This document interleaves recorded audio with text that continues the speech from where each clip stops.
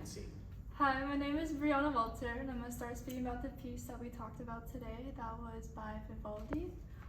So when I first listened to this piece, I was kind of iffy about it. I thought it was kind of a weird ambiance it was giving. I wasn't really used to how strong the opera's woman's voice was when she was singing it. After a second time, when I started listening to it, I kind of started to feel comfortable with the music. I kind of started feeling like bobbing my head to, like, with the violins in the background. After I'd done my research on the second listening, learning about how the queen kind of like beheaded the king or so forth, and then learning that the Unch was the one kind of like singing out this cry for vengeance, I started to really feel the music a lot more. It kind of gave me like a little bit more energy, like more like motivated that I could like go out and like do something. It was kind of nice, something like that. I feel like as I kept hearing the music, there was a good amount of like dynamics with the big ensemble of so many of like the strings and then the opera woman's voice coming together to make it very high pitched, saying as like the strings made the opera woman's voice a lot stronger. Personally, I feel like I would definitely listen to something like this again, especially when it comes to like maybe like studying or possibly just doing errands or anything like that. I enjoyed the anger that came from the woman's voice. I think she was deeply expressing how the Unch felt in the moment when the king's head was decapitated. So I thought it was pretty good. My name's Kalani Yo, and I'm gonna talk about my piece. So I felt like the violin really took lead of the music, and it changes, I think, the dynamic of the moods, and like from it being uneasy to calm and then being back to uneasy, especially knowing that the Unch was witnessing or saw that the king was beheaded. And I felt like once the opera singer started singing, that it definitely did change it. I felt like it lifted it though from the first time I listened to it, but then it went back down to like being hard and rigid every time that she ends off like a word that she says. And I felt like a bit sad from the piece, and a little stressed because of the pace of all the music that's happening at once, because it starts really fast and it kind of still ends really fast as well, and throughout it was going really quick. And yeah,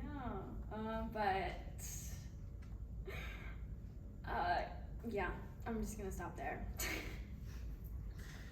Hi, my name is Ryan DeLoyer, and so this piece, first of all, huge Vivaldi guy. Always love his stuff, but in the beginning, it's just so powerful and angsty.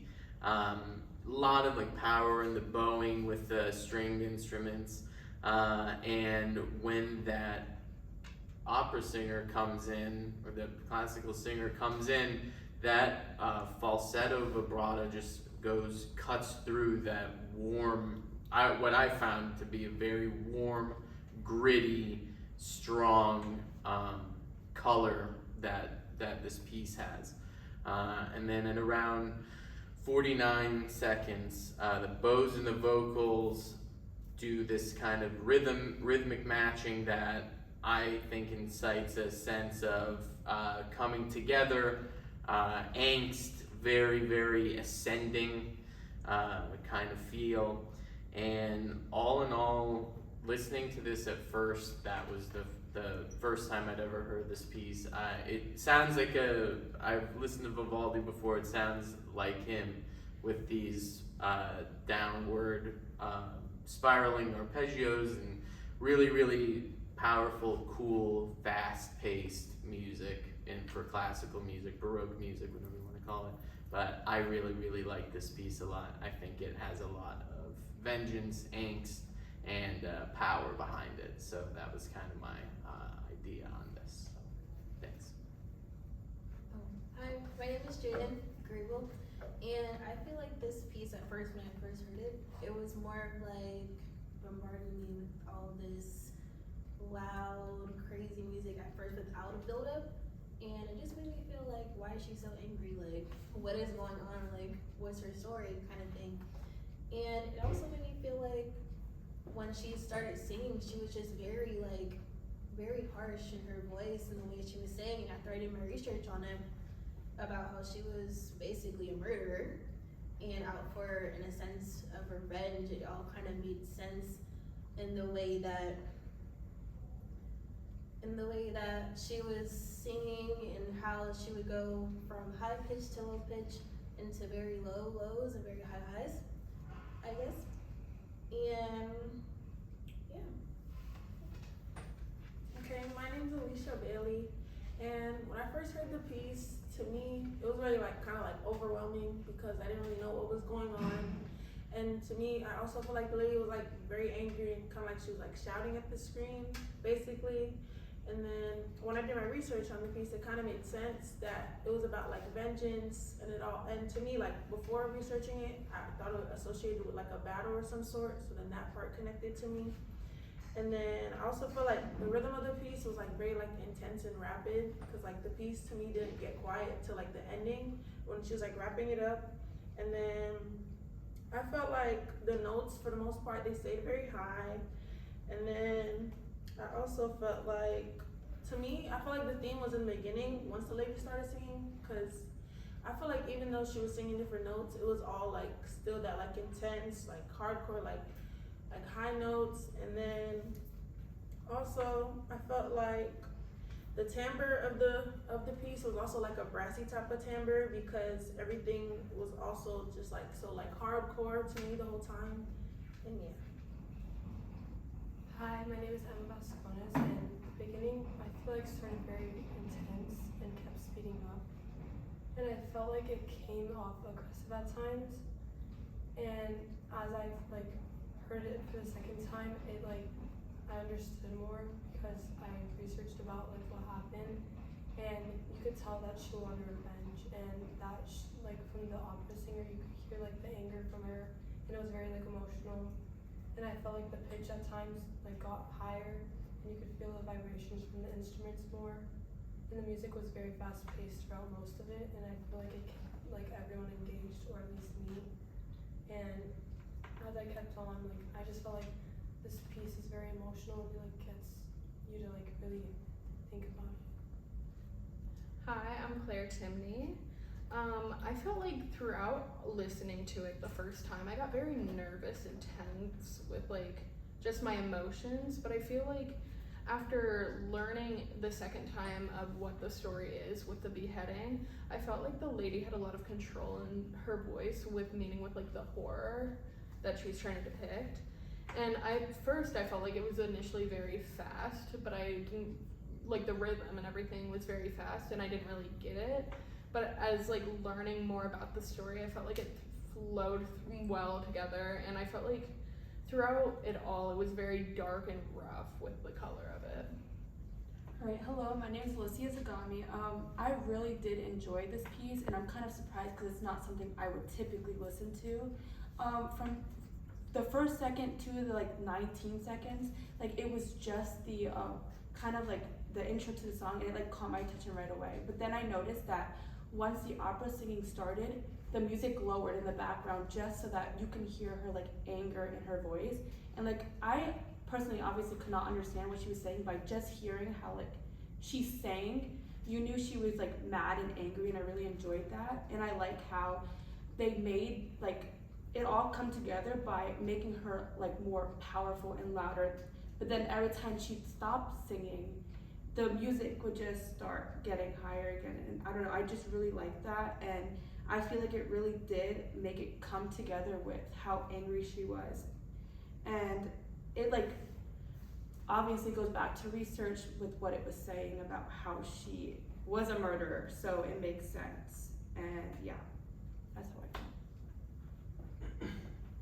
My name is Chandler, and although I don't prefer music like this, I still appreciate the talent of the vocal singer, and I also do like the intensity used, all like the staccato and the strings and everything like that, and a lot of the intensity that was sustained throughout the piece, and it sort of kept that upbeat and very like high octave for pretty much the entire piece.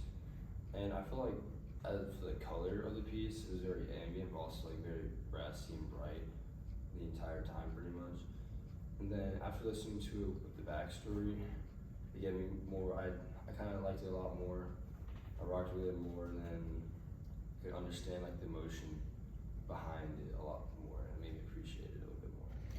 Hi, my name is Lindsay Jean. I am a part of Group 9, and the song that we chose was the Judith the Triumphants.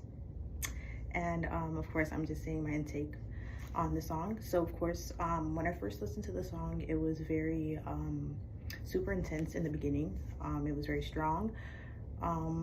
It had a very dramatic tone, and then when I like researched it a bit, when I researched it a bit, I listened to the music, and when I saw the lyrics and what it was about Judith and her triumphant victory over the Assyrian general. So of course, that made a lot more sense. So I noticed it was a very narrative song. It captures determination.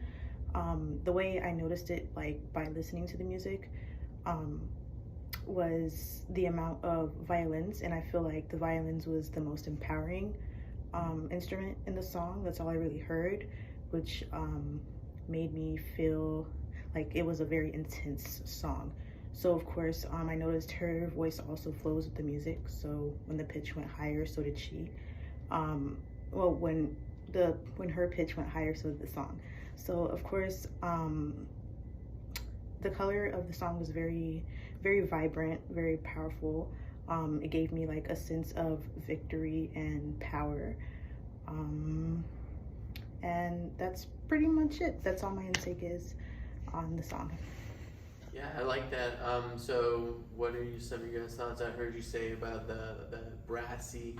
I like the timbre of those Baroque instruments, the clavinet, harpsichord, and the Baroque guitar. Add that classic kind of Renaissance, medieval sounding, almost dark, evil with the punchy strings. I think it's really cool. I love that sound, and with the power behind the bowing of all that stuff, it really adds to the whole idea of this vengeance and retribution that is definitely, in my opinion, a motif in this piece.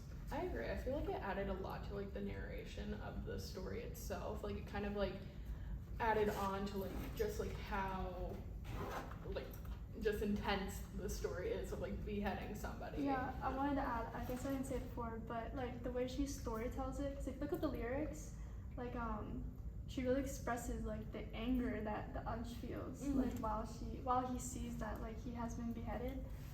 So I feel like she really like narrates those lyrics like pretty hardcore. She really gets to the point of showing that anger of like how he felt in that moment. Was this all you guys' first time hearing this? Yeah. Yeah, I liked it. And yeah, it's kind of like surprising because it's literally something I would never listen to. But like the moment it started playing, I was like, okay, like I like it. It's got a lot of energy. Yeah. That's what I don't really like, that kind of slow, droney kind of thing. After listening to it, This one's got. Really same. understand it or anything, but like hearing about the story, I'm like, okay, this makes a lot more sense to what we're listening to. Yeah, it kind of like helps us like understand the importance of like storytelling. Because like for someone listening to the first time, it was like, what's going on? And then when you like look up what it's meaning, it's like, oh, it actually does make sense. Yeah. And it's like for somebody that doesn't like know the meaning, like they're not gonna see it how we see it. And like even though it's not my type of music, like it still fits like the type of story it was supposed to tell. So like kind of like made me like realize like opera's not just like those like soulful music like sometimes you like see on TV and stuff. Like I didn't know that opera could also be like rushed and like so angry and stuff. This song made me bring like think of like Bridgerton, like Yeah. Yeah, that's the clavinet. It's not a clavinet, it's a harpsichord.